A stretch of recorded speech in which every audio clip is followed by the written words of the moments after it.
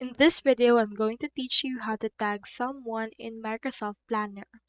So in order to tag someone, what you can do is you just need to head over first to planner.cloud.microsoft. You just need to actually sign in into the account that you have with the pre-subscription to Microsoft. So from in there, just proceed to click on this sign in option right there in order to sign in.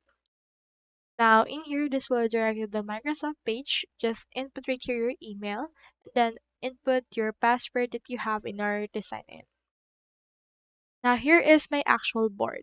In order to tag someone, you first need to create a task. For example, let's click onto this add task, input right here, create a poem.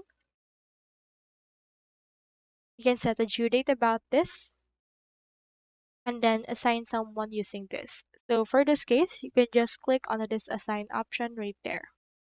Just proceed and assign someone right here. I'll head over and do that as well.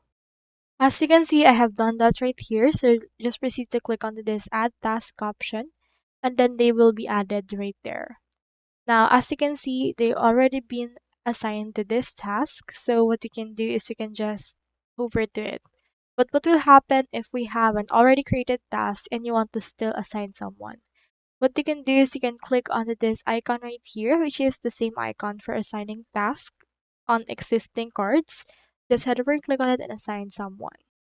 Doing that will help assign those tasks to that person, and it will now appear to their My Task option into their actual left sidebar.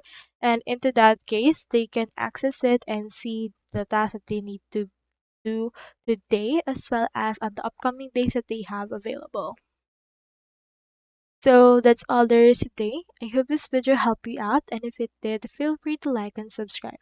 Also, if you have any questions, just drop it in the comments.